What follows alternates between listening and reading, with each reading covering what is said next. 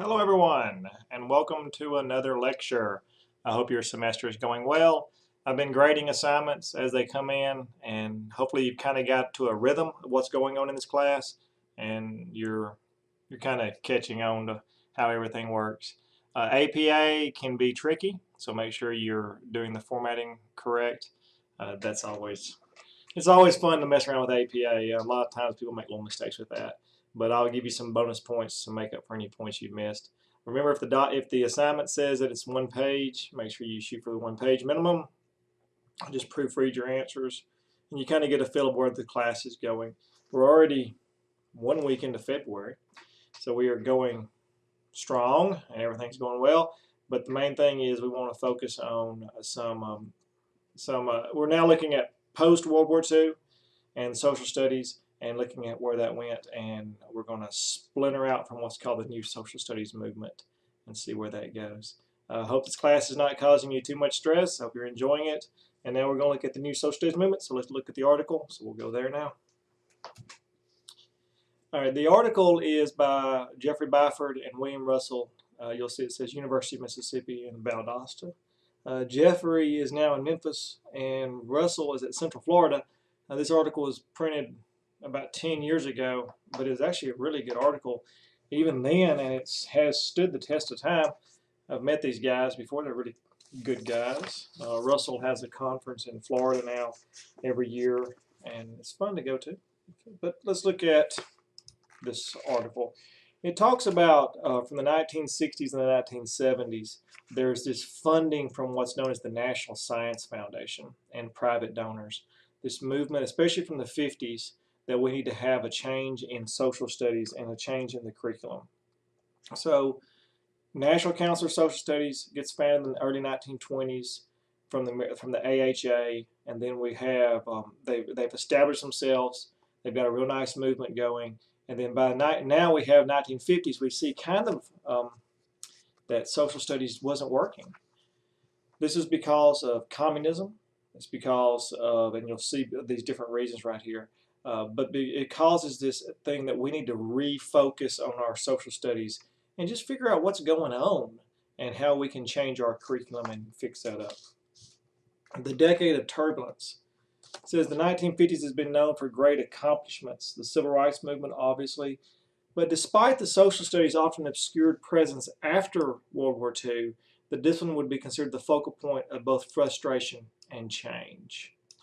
So people become kind of frustrated with what was going on in the classrooms for social studies. So we start seeing a push for a change. The article makes 4 arguments for this frustration. One, of course, is the Korean War, number 1. The closed areas of society, the Purdue Public Opinion Poll, and the launching of Sputnik. When we're teaching high school history classes, we usually say that Sputnik changed everything that we have with education because it was a wake-up call. But you need to look at these other 3 areas as well, and that gives you a better idea of what was going on. The first one it talks about is the Korean War. And it says conservative Americans were upset at the absence of a decisive victory in the war. Think of how the Korean War, where the Korean War rests in the timeline of the United States. And we had the Civil War, which is the glamorous war, especially for historians and books. And people say it was a wonderful time. You know, there was no videos of the war. We don't understand how bad the carnage was. So the Civil War kind of becomes this era of it becomes this war that sounds like it was pure gentleman's war, and that's what Shelby Foote called it, the last gentleman's war. But the Civil War has its own little niche in our society. So it's not really looked at as a loss. It's looked at as a heroic war which saw both sides fight. Then, of course, you have the Spanish-American War, which was Theodore Roosevelt, the charge up San Juan Hill, and us really making our stamp in imperialism. So that's looked at as a victory. Then we have World War I, which is we saved Europe.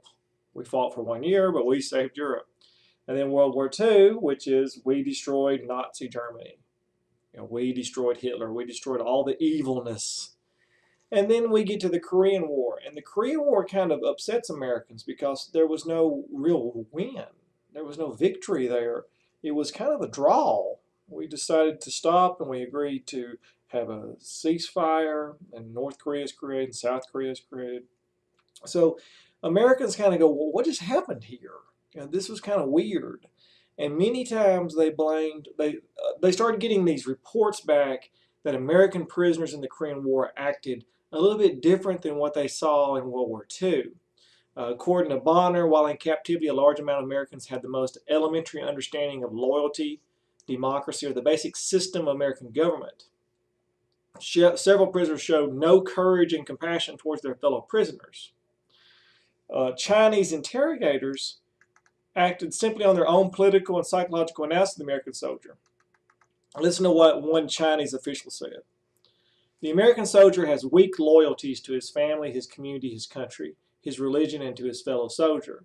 His concept of right and wrong is kind of hazy. He's basically very materialistic, and he is opportunist. By himself, he feels insecure and frightened. He has ignored his social values, social conflicts, and tensions. There is little or no knowledge of understanding even among American university graduates of U.S. political history, philosophy, the federal, the state, community organizations, states, and civil rights, freedoms, safeguards. So, you read that and you kind of get mad. You're like, wow, they're talking about Americans. But think about the time of that. This was 1940s to 1950s. These people who were POWs were graduates of 1950 class, 1949. So was there a real big emphasis on loyalty and politics and political? And see, that's what the big argument came. So the Korean War really kind of shocked us. That everybody's like, so it really shocked us. I'm going to show you a video at this time of just some some Korean POW video, which I don't want to badmouth. Definitely not going to badmouth Korean POWs because this paragraph only is just a small part, and it really kind of gives you a negative aspect of it. So I'm going to give you another video that's going to make you realize that these guys were heroes, obviously, but there's always going to be that debate about the curriculum and loyalty.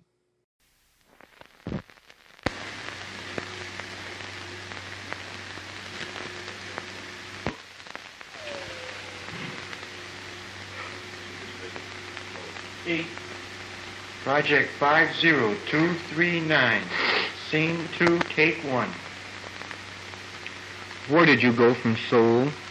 From Seoul, sir, we were going to Pyongyang. Yes. And this is when the death march really started. I see. On the way to Pyongyang, the men that would fall out were beaten to get back in the column and go on. And when they got so bad that they couldn't walk at all, they would say that they were going to leave them behind and bring them on in trucks, but we'd never see them again. I see. Do you remember the names of any of the people at this time then? Well, there was one boy I know. You mean of the North Koreans? Oh, the North Koreans. Yes, sir. There was Kim. He was one of the North Koreans, or a South Korean soldier. He had been, and he wore a white pistol belt all the time. At Seoul, he had become a trustee, and then they put him on as guard for us. I see. Anybody else? Well, not right then. Well, yes, sir, there was a boy they called Chani. He was also a South Korean prisoner there at Seoul, and then he'd become a trustee. He was a guard? Yes, sir. And they, after we left Seoul, they cooked our chow for us at one place there. Then where'd you go from Pyongyang? Go ahead from there. From Pyongyang? Yes. From Pyongyang, we were put on a train, and we just went on north. I see. Did you walk all the way? When were you put on the train and taken up? It was in October. I don't know just the day it was, but it must have been the 16th, because 5 days later is when the massacre was. We were in the tunnel. In the tunnel. When did you first go in the tunnel? It was the 20th of October. It was that morning. The train was way back down the track about 15 miles. Yes. And that morning, we moved into the tunnel. You walked into the tunnel? No, sir, we went in on the train. Oh, I see. Mm-hmm. There was about 3 cars in the engine. Mm-hmm. Mm-hmm. How many were there of you that time, do you remember? At that time, there were just a few over 200, I believe, sir. Mm-hmm. Do you want to tell me now what happened after you got in the tunnel? Well, after we got in the tunnel, we were given these old hard crackers. Yes. And our mouths were so sore then we couldn't hardly eat them. Yes. We sat there all day and they chomped on these crackers. In the tunnel? Yes, sir. And we didn't have any water at all. Mm-hmm. And they wouldn't let us out to get water because of the planes. Mm-hmm. Excuse me. Well, then what happened after, when did they begin treating you so badly in the tunnel? And when did the massacre begin? Well, the massacre began whenever they said they were going to give us chow. I see. That evening, about 5:30, they come in and said, chop, chop. Uh-huh. They said they were going to take us into the village in a hut, Mm-hmm. 30 in a group, or almost 30, you know, and give us chow. Mm-hmm. Well, the first bunch went outside the tunnel, and we heard a lot of firing. Of course, we didn't know what it was. Uh-huh. We didn't know what was coming off at Uh-huh. all. But my group was the second group, and when we took off, we went outside the tunnel there for a few feet and turned up a Ravine? ravine there, Mm-hmm. and we went up there for about 10 feet, and they told us to sit down. Mm-hmm. Well, we sit down, and then they opened fire on us. There were about And 30 of you? I didn't even know what was coming off Mm-hmm. there at first until I heard someone say, oh, my God. Mm-hmm. And then all I could do was just lay down and pray. Mm-hmm. You had not been hit yet? I hadn't been hit right then, Mm-hmm. and I just laid there, and I felt the first bullet, Mm-hmm. and then I thought I might be hit again, and I just had to lay there and wait. Mm-hmm. Where were you hit? Through the thighs, sir. Mm-hmm. Were all those around you killed as far as you know? Well, I could hear them moaning, sir. Mm-hmm. Then what did you do after all this happened? Well, after Was this that when you happened, got away? yes, sir, my buddy was right in front of me, Mm-hmm. and I was laying right next to him, Mm-hmm. and thank God he didn't get hit. Mm-hmm. But I told him I was going to crawl out. Mm-hmm. I've been watching the guards. I told him I was going to crawl out and for him to follow. Mm-hmm. So I took out over the rest of them, and there was another boy laying up there, Mhm. and he come behind me. Were the guards still watching, or had they thought you were all killed? Well, they must have thought we were all killed because they had left. I'd been I see. watching the guards Mm-hmm. because I didn't want to get caught myself. Uh-huh. You don't know who any of these guards were, or what unit they were from, or any of that? Well, the guards, sir, I know 2 of them were South Korean Mm-hmm. prisoners, had been South Korean prisoners. How many were doing the shooting, do you know? Well, at our bunch, sir, I believe there were just 3, Were there any officers, or just all enlisted men as far just as... enlisted men as Uh-huh. far as I know. Well, go ahead now. That's when you got away? Yes, sir. I crawled out and went up the ditch, Uh-huh. and I sat there for a while, and before I left, there were 6 of us. Mm-hmm. And we went on up the ditch, and we sat there a little while longer, and my buddy Yeager, he went out and looked around for a place for us to stay that night, Mm-hmm. and he found an old corn shock, or a cane shock, Mm-hmm. and so he fixed it up, and all 6 of us crawled in there and stayed the night. Mm-hmm. The next morning, we crawled on up on top of the hill, Mm-hmm. and we saw that there was a village. So Yeager, he was stubborn. Mm-hmm. I didn't want him to go down, but he wanted to. So he went down in the village and got us some water Mm-hmm. and brought back some rice. And we ate this and drank the water, and we slept a while. And it was a little afternoon that a captain and a South Korean come up and said, "Take it easy, fellas." And then's when we Was all... this an American captain, you mean? Yes, or- sir, an American captain. Mhm. And we all just busted out bawling because Mhm. we were so glad to be liberated. Mm-hmm. And that's when you went on back then with the Americans. Yes, sir. Did you see any more atrocities from then on? I mean, you didn't see any more North Koreans after that? We never saw any more North Koreans. Mm-hmm. After they shot you, that was the end of the atrocities that you had seen? Yes, sir. I see. And then you came back to, where did you go after the Americans had liberated you then? Well, the Americans liberated us up there and on the hill, and General Allen, he come up too. I see. How many were liberated with you? Just you 3? No, sir, there was 21. But you were the only 3 from that group of 30. The rest were all killed, as far as you know. Well, as far as I know, there were only, since I've been here in the hospital, there were 8 of us out of that one group. Oh, I see. But at the out. time, you only knew of the 3. Well, at the time, there were 6 of us. I see. And then they brought you on down from... From there, they took us down to the trucks and took us to Penang and kept us overnight and then put us on a plane the next morning. We were flown to the 118th Station Hospital. But you don't remember the names of any of the other Koreans except the names of these 2 South Koreans you gave me? No, sir. Those were the only ones? Yes, sir. Cut.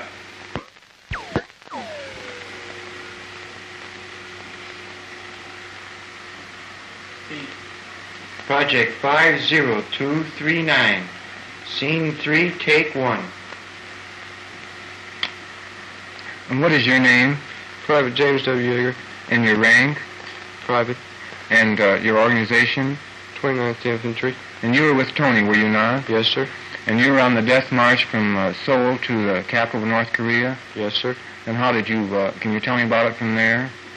Well, from Seoul to Pyongyang, they marched us steadily for a night and a day and fed us only crackers. And then we stayed in a schoolhouse for a day, and then they moved us on, and we stayed for 4 days in another schoolhouse. And from there we moved on constantly. I see. Until we reached Pyongyang. And what happened at Pyongyang? Well, at Pyongyang, we stayed, must have been 5 or 6 days. And they fed us rye, kind of a rye type of bread, which made our mouths sore, and real hot soup. They had doctored up with peppers. And then they put us on a train because the troops were getting too close to march us out. And we must have been on a train about 5 days. I see. One night they ran into another train, and the next evening it started raining very hard, and they made us move crackers. They had big bags of crackers which weighed about 125 pounds. Was this from the wrecked train? Yes. They made us carry those to the other end of the train. About how far? Oh, it must have been 8 cars. Oh, I see. And these South Koreans were trustees, were in charge of us, forced us to carry them. And where'd you go from there then? Did you go up to the tunnel from there? Yes, the next day, why, they moved us on to the tunnel, and we stayed in the tunnel all day long. And they issued 2 bags of crackers in our car, and everybody tried to eat them. They were... That's all you had to eat all day long, was Yes, just the sir. crackers, I see. They finally managed to get out and get 2 buckets of water for the whole... Who got those? Some of your prisoners, you mean? Yes, some of our own men. They were taken out with the guards. Do you remember the names of any of the North Koreans at that point? Well, there was a Kim and a Johnny. Was that up there? Yes. At the tunnel? Yes, sir. Those are the same ones that your buddy mentioned? Yes, sir. You don't remember any others? No, sir. Then what happened after that? Can you tell me about the massacre? That evening, they said that we were going to Chop Chop, and they broke us up in small groups of 30. Yes. Okay, cut.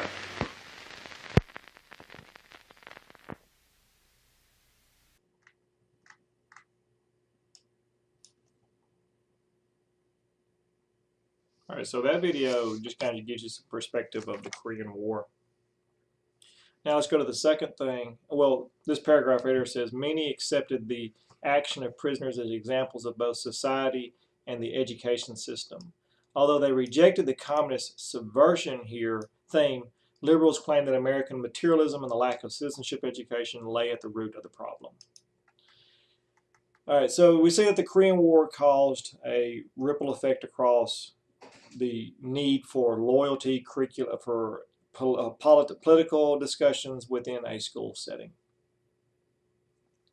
Of course, their solution was more intellectual rigor in the social studies, particularly in United States history and American government. So that's going to be your 11th and your 12th grade. The second push for social studies, and the authors only spend a paragraph on this one, but I thought this was very, very impressive, was this idea that It says the second push was when two psychologists questioned the structure of social studies curriculum. Maurice Hunt and Loris Metcalf thought of a new way to introduce knowledge and skills of social science with the emphasis of citizenship education. So that's where we start seeing this one of these big phrases, citizenship education. Their argument was that we need to get away from the organization of geography, sociology, and United States history, and that by doing that we're kind of blocking or boxing out what is known as the closed area of society. These were, for example, homosexuality, interracial marriages, teenage pregnancy, racism, patriotism, and etc. We would call this today more like a hidden curriculum, which is the term that a lot of people use.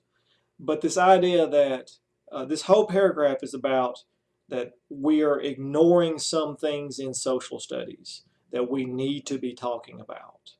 I'll just give you an example since you're graduate students. The discussion of suicide is an element that maybe we shouldn't talk about in school because suicide is a very delicate situation. But when we get to World War II and we're talking about Hitler and he's in the bunker in Germany whenever the Russians are taking them over. Well, a large number of people in the bunker committed suicide, including Hitler and Eva Braun. So how do we as educators discuss suicide in that context when we're not really supposed to be talking about that? All right. There was another article in a journal, Planning and Changing, which I thought was very good, but it discussed homosexuality in World War II, and that there's actually a lot of pictures of like soldiers with their boyfriends during World War II.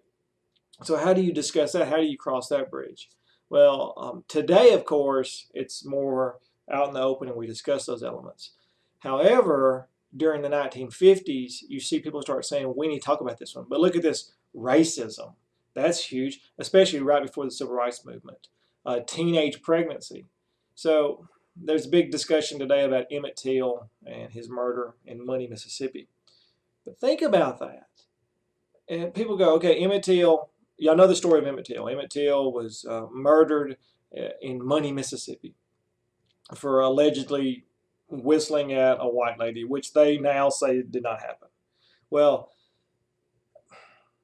people were shocked about that because people did not realize that that could happen. People didn't realize that could happen. So, and the reason is because they were taught that it really, that no one was ever taught that. So it kind of becomes, you're shocked at it, that could happen. So that's the whole element of why some of these things during the Civil Rights Movement really shocked people. So, if you hear that someone got killed because in Mississippi, you're like, well, okay. But then whenever you start in 1950s, when you hear somebody got murdered because they were just an African-American little boy in Money, Mississippi, and he gets killed because he allegedly whistled at a white woman, and you go, wait, that happens? And that's one reason this whole paragraph is discussing. This whole paragraph is arguing the fact that some things we don't talk about, maybe we should talk about. So that becomes a big element. And they call this the closed areas. Teaching should include the reflective process, since the social sciences provide the facts, principles, and theories, while social studies curriculum should provide the decision-making process. So we should think and talk more about these controversial topics. I was going to show you a video on hidden curriculum, but since it's a teachable moment, let me just show you a video on Emmett Till. So I'm going to pull it up at this time.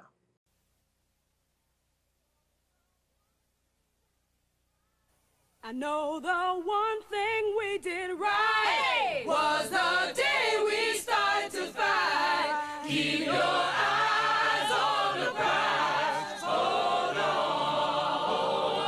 Keep your eyes on the prize. Hold on.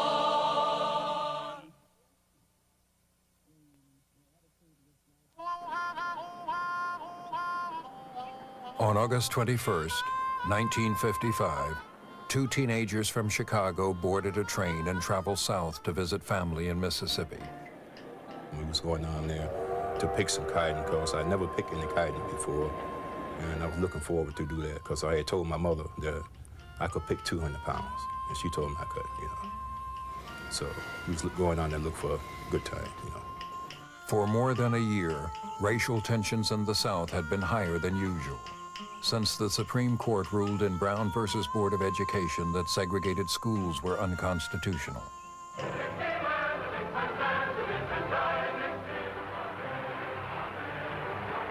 The decision touched a raw nerve in the white South, and many organized to preserve white supremacy.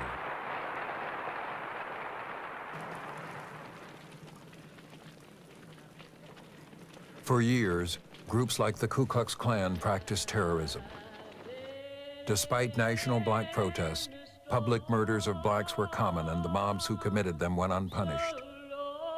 In the previous 70 years, there had been more than 500 documented lynchings in Mississippi alone.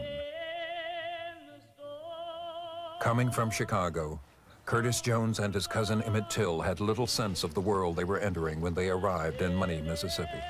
Emmett Till was, at the time, he was 14 years old.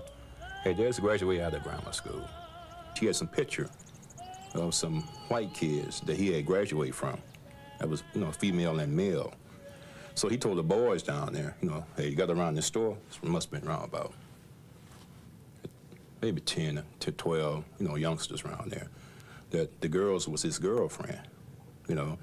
So one of the local boys said, hey, there's a girl in that store there, so I bet you want to go in there and talk to her, you know. So he went in there to, you know, get some candy. So when he was leaving out the store, after buying the candy, he told us, said, bye, baby. And the next thing I knew, one of the boys came up to me and say, man, you got a crazy cousin. He just went in there and said bye to that white woman. And that's when this man I was playing checker with, this older man, I guess he must have been around about 60 or 70, he jumped straight up and said, boy, say, y'all better get out of here. Say, that lady come out of that store and blow y'all brains out.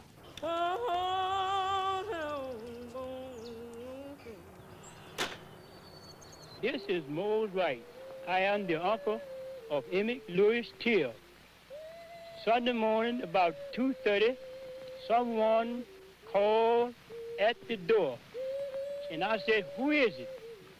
And he said, this is Mr. Bryant. I want to talk with you and the boy. And when I opened the door, there was a man standing with a pistol in one hand and a flashlight in the other hand. And he asked me, did I have two boys there from Chicago? I told him I have. And he said, I want the boy that done all that talk. They marched him to the car, and they asked someone there, was this is the right boy? And the answer was, here. And they drove toward Money. 4 days later, Emmett Till's body was found in the Tallahatchie River. The boiler was so badly damaged that we couldn't hardly just tell who he was, but he happened to have on a ring with his initial, and that cleared it up. The body was shipped home, back north to Chicago, where Mamie Till Bradley insisted on an open casket funeral. So all the world can see, she said, what they did to my boy.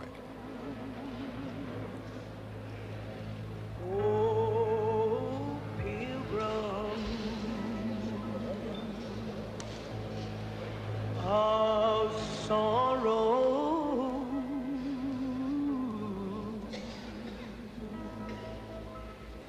and I'm left in this old wide world. Jet magazine showed Till's corpse, beaten, mutilated, shot through the head. An entire generation of young black people would remember the horror of that photo.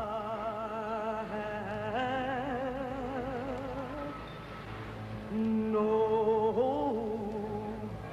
for tomorrow.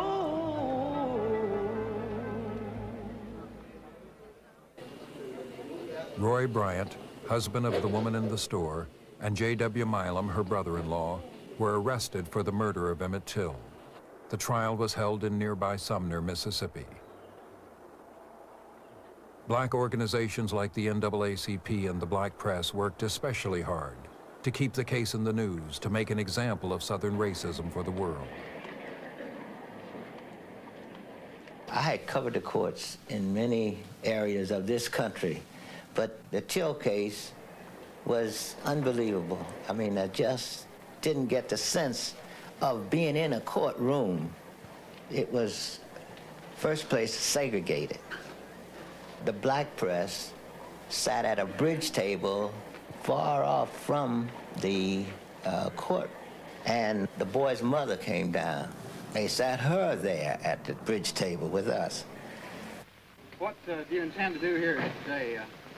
To answer any questions that the attorneys might ask me to answer. To the best. How do you think you could possibly be a help to them? I don't know. I mean, just by answering whatever questions that they ask me. I see.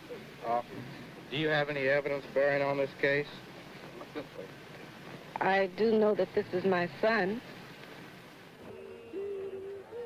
The defense argued that the body found tied to the cotton gin fan in the river was so disfigured that it could not be identified as Emmett Till. The trial took 5 long, hot days. The prosecution's star witness was Till's uncle, Mose Wright, who testified despite threats to his life. He was called upon to, could he see anybody in the courtroom, identify anybody in that courtroom that had come to his house that night and got the Emmett Till out. He stood up, and there was a tension in the courtroom. And he says, in his broken language, "Dar he." Dar he, there he is.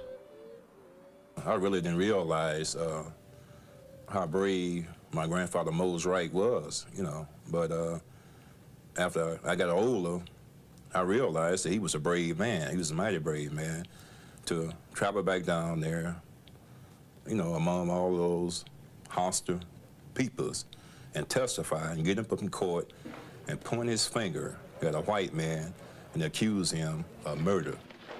As the trial ended, a defense lawyer told the jury he was, quote, sure every last Anglo-Saxon one of you has the courage to free these men.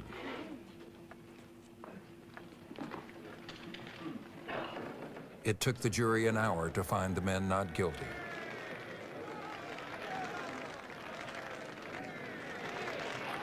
Months later, for a fee of $4,000, Roy Bryant and J.W. Milam told their story to reporter William Bradford Huey. Milam was startled at the belligerent attitude, or the fact that young Till didn't appear to be afraid of him. Now, he'd gone and gotten him out of bed and had him in the back of a truck, and young Till never realized the danger he was in. I'm quite sure that he never thought these two men would kill him. And, or maybe he's just in such a strange environment, he really just doesn't know what he's up against. And it seems, to a rational mind today, it seems impossible that they could have killed him. But J.W. Milam looked up at me and said, well, when he told me about this white girl he had, he says, my friend, that's what this war is about down here now. He says, that's what we got to fight to protect.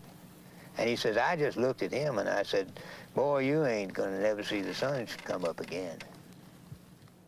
I believe that the whole United States is mourning with me.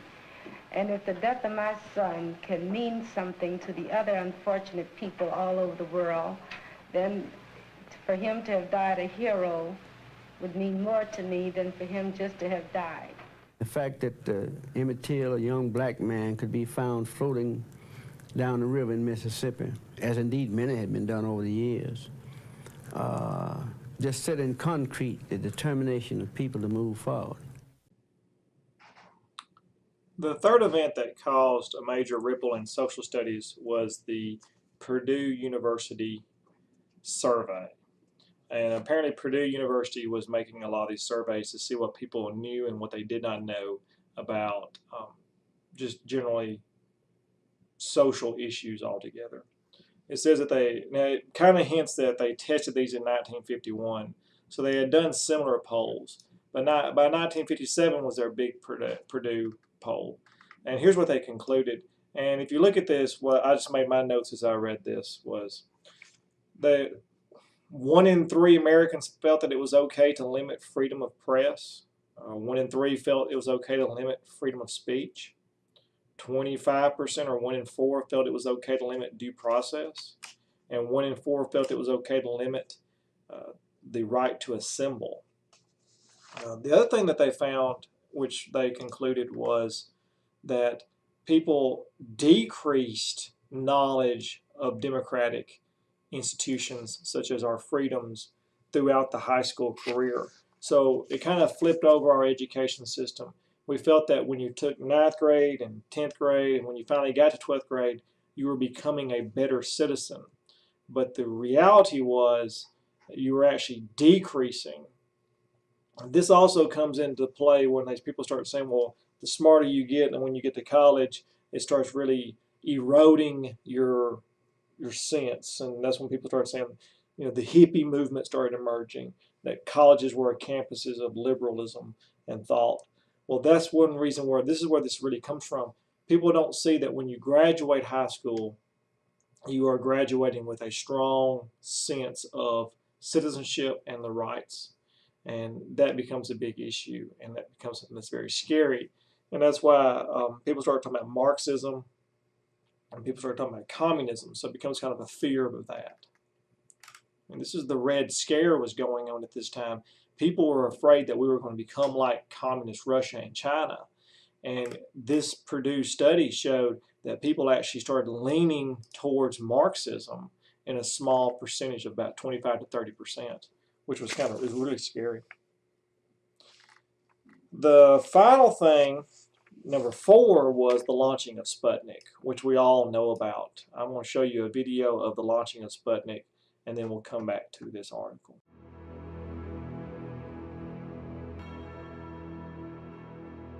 When Sputnik left its Russian home, it began an incredibly fast journey west across the Mediterranean, passing over Jerusalem. Then it sailed over Africa and the Sahara Desert. Then over the wide southern Atlantic Ocean and across vast Antarctica. Then up over Mexico. And then it entered America, passing right over Houston. This is Radio Moscow, and here is the news. Our satellite Sputnik lifted at 22 hours 28 minutes Moscow time and entered orbit around the Earth. The first artificial Earth satellite in the world has now been created. This first satellite was today. It emanates radio signals every 3/10 of a second, charting its course as it streaks across the sky. Radio signals can be picked up on 20 and 40 megacycles as it circles the Earth once every... We announce to the world that anyone with a shortwave radio can listen to Sputnik. This is Harry Thankbone recording. This is the satellite, October 1957. Coming in on 20 megacycles. Steve Sheff, Levittown, Long Island, reporting to the world that I am hearing it. Meeting's altar. Dying now. Out of our range. Another ham's got to pick us up. Ladies and gentlemen, we are bringing to you the most important story of this century. Mankind's breakthrough into space. For the first time, mankind has reached for the stars and found them within his grasp. The Westinghouse Broadcasting Company filmed the first motion pictures of the Russian satellite. You are about to witness this historic event. Now here is a photograph released by the Soviets of the satellite, and this is a track of what you will see in the lower half of your television screen. So be sure that you watch very, very carefully. There it is. I see it. About in the center of the screen in the lower third. We moved the camera. The camera was moved there. Now we start over again. Now we start over again, and the stars are in the background. This is a photograph of a monitor screen. There's the object. Across the bottom. Across the bottom. About in the middle of the screen now, I would say. That is wonderful, isn't it? Yes. Right now it's north of Auckland, New Zealand, and moving southeast. It will be, in 10 minutes, about 1,500 miles north of Little America, and in about 24 minutes it will be over Santiago, Chile, and in about 50 minutes from now it will be over Spain.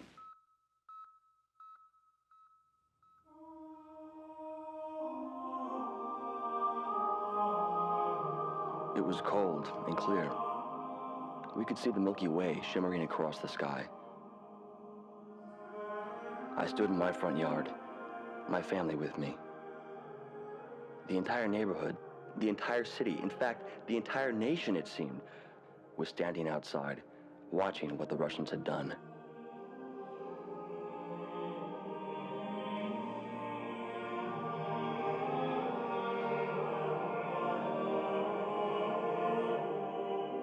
Just at the time the Russians had said, a tiny light appeared at the southwestern horizon and glided over our heads.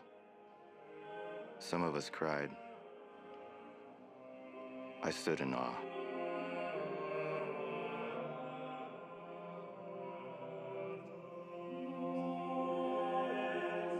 Nothing man-made had ever been so global.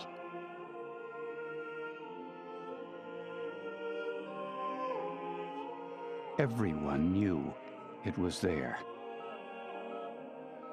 Suddenly, a future in space seemed possible.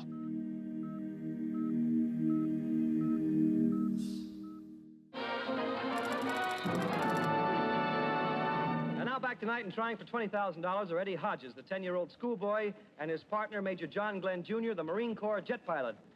What do you think of the Russian satellite, which is circling the Earth at 18,000 miles per hour? Well, to say the least, George, they're out of this world, but this is really quite an advancement for not only the Russians, but for international science. I think we'd all agree on that. It's the first time anybody has ever been able to get anything out that far in space and keep it there for any length of time. And this is probably the first step toward space travel or moon travel, something we'll probably run into maybe in Eddie's lifetime here at least. Eddie, would you like to take a trip to the moon? No, sir, I like it fine right here.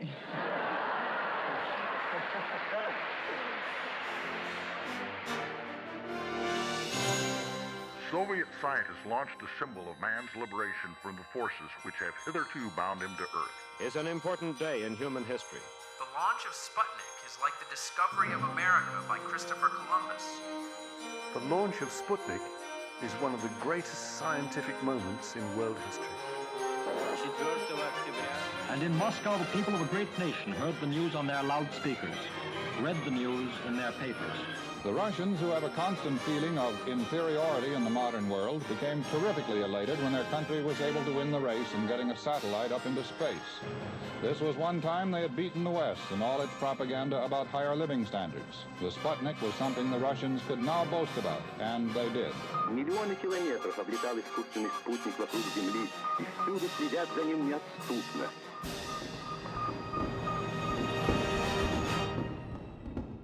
We were convinced as Americans, because we had so convincingly won World War II, that we were the dominant power in the world. We had to be.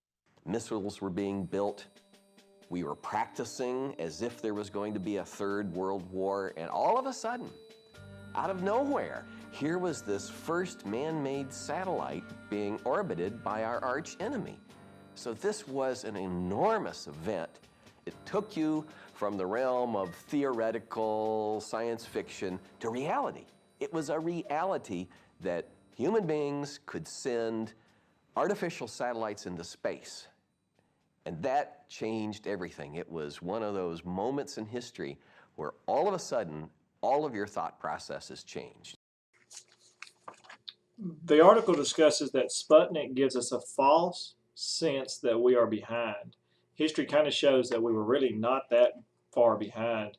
The Russians benefited from kidnapping or taking prisoner a lot of German scientists for the rocket program. But we really weren't that far behind the Russians. But there was this fear that we was very much behind, and we needed to catch up. And that's what it says right here. U.S. must catch up in education, science, and defense. There was this belief that the Russians worked harder and longer at things than we did, and that our schools were too liberal and failing in an attempt to prepare children for technology.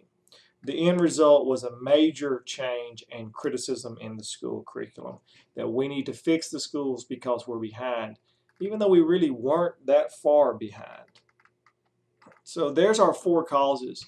So because we're graduate students, we know that we're getting away from this idea that Sputnik caused this major education reform. We now see the other 3 that were there. Those, of course, were the ones that we just went over. So with that, we start seeing in 1950 the National Science Foundation was founded to promote science research.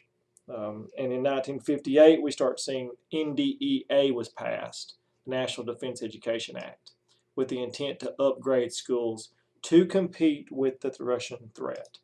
There was also discussion of a national curriculum. Now, because there was more money being pushed into education and there was more a demand for curriculum changes, a lot of the major top minds in social studies and social sciences met in a place called Woods Hole, Massachusetts. Woods Hole, Massachusetts becomes where they all get together, they all discuss this, and they all talk about how they're going to move forward and try to grab some of this federal money and help push this national curriculum that's being promoted to fix social studies. And this becomes known as the New Social Studies Movement. So now you know what the New Social Studies Movement is. The New Social Studies Movement came out of Woods Hole, Massachusetts, where a bunch of smart people met and decided what was the best angle and the best approach to try to get some of this federal money and push towards a national curriculum. And one thing they stressed was inquiry, values, and games.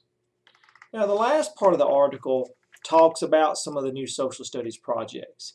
So from here it's like a shotgun effect. Because of the new social studies movement, different organizations like Harvard and different major think tanks start pursuing this money and creating these programs. And you can read these on your own. The big one, the one that's most famous with the new social studies movement, is MACOS. And for homework, I'm going to attach a little article about MACOS, and I'm going to do that Friday, so don't worry about that today. But what I wanted to do with this lecture, and I know it's gone long, and I don't want to go too long because my YouTube rendering gets crazy when it gets near an hour. But what they did was, we looked at the birth of National Council for Social Studies with the AHA, and now we're getting to our very first, oh no, what have we done? That by the 1950s, our social studies is going strong in our schools, but by the 1950s, with a war that's a tie, which is the Korean War, with civil rights movement coming, emerging, with people, like Emmett Till dying, and people going, what's going on? Why are we not teaching this? Why are we not having these discussions? Oh, that's part of the closed society that we don't discuss. We don't talk about racism. We don't talk everything. And it's just, huh? And then the Purdue study saying, well, Americans are leaning a little bit towards Marxism. So that's not good. And then finally with Sputnik, we're like, wow, we need to fix this. And with this, comes federal money and this push towards this new social studies movement. So this time, now we're getting into some of these projects. So read these projects on your own. Look at this geography project, the Harvard Social Studies project, and look at all these projects and just kind of get, just make sure you understand what they are. And if you're ever taking comps, the comprehensive exam, there's usually a question about the new social studies movement. Or you can always answer based on this. Like it'll say, describe some curriculum changes that have occurred through social studies. You're like, oh, well the biggest one happened at Woods Hole with the new social studies movement. And you can list some of these elements such as this. So that's the whole point of this week's lecture, is I wanted to show you some of the very early and very new ideas that came from the new social studies movement. And you can read these. And then for homework, I'm going to let you look at the MACOS project, which is Jeffrey Byford from Memphis wrote a good article on that one. I'll share that one as well. And the MACOS project's kind of a cool little project that some say failed and many say was kind of controversial because it looked at one group of people and it really may not have worked. So hope you enjoyed the lecture, and now you know what the New Sostes movement is in case you didn't know.